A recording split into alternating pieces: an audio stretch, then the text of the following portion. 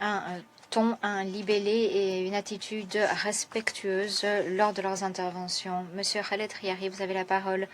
Monsieur le Président, depuis la dernière intervention du secrétariat en Soudan en octobre, le conflit a redoublé en intensité, confirmant les craintes que la saison sèche conduirait à une résurgence des combats et de nouvelles attaques contre les civils. Avec chaque jour qui passe, la violence et la destruction atteignent de nouveaux niveaux. Les civils endurent des souffrances immenses, indicibles, qui ne semblent pas pouvoir prendre fin. Ces dernières semaines, le conflit s'est concentré dans la région du Kordofan, où les forces d'appui rapide ont fait des progrès importants en termes de territoire. Le 1er décembre, les forces d'appui rapide ont capturé Baba Nouza dans le Kordofan occidental. Elle a suivi le 8 décembre de la capture d'Al-Ijelij, le Kordofan méridional, un champ pétrolifère et une station de traitement essentielle au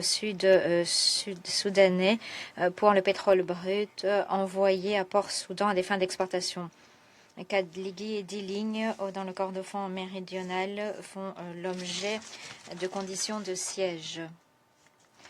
Selon les rapports, le personnel des forces armées soudanaises s'est retiré de Baba Noussa et l'Égypte au sud-Soudan et les forces sud-soudanaises entrent au Soudan pour protéger les infrastructures pétrolières. Au-delà du champ pétrolier, les mouvements des groupes armés dans le Soudan, à la frontière entre le Soudan et le Soudan du Sud, ont été annoncés dans les deux sens, avec des effets déstabilisateurs sur les deux pays, ce qui montre le caractère extrêmement complexe du conflit et sa dimension potentiellement régionale.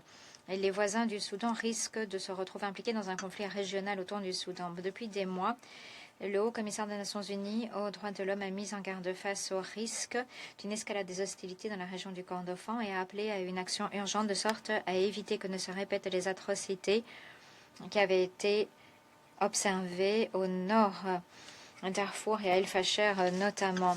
Une caractéristique inquiétante du conflit est le recours croissant à des frappes aveugles de drones par l'une et l'autre partie, avec un grand nombre de pertes civiles. Le 4 décembre, des frappes de drones à Kalogi, dans le Kordofan méridional, ont touché une maternelle et ensuite l'hôpital où les victimes de la première attaque avaient été emmenées pour être soignées. Plus de 100 personnes ont été tuées dans cette attaque méprisable, y compris 63 enfants. Le 13 décembre, des attaques de drones ont pris pour cible la base logistique de l'ONU au siège du mécanisme conjoint de surveillance et de vérification des frontières à Kadougli, dans le Kordofan méridional. 6 membres du contingent de soldats de la paix du Bangladesh, membres de la FISNUA, ont été tués, 9 blessés. La FISNUA a lancé une enquête et s'efforce de préserver les preuves malgré des circonstances difficiles pour identifier les responsables.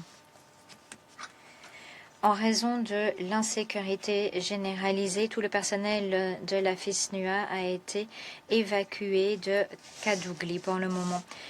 Le secrétaire général l'a dit, les attaques prenant pour cible les soldats de la paix de l'ONU peuvent être constitutives de crimes de guerre au regard du droit international. Et il faudra que des comptes soient rendus, car la sûreté et la sécurité des soldats de la paix n'est pas négociable. En plus l'augmentation des pertes civiles, il existe des préoccupations quant au cas accru de détention de civils accusés par une partie, je cite, de collaboration avec la partie adverse.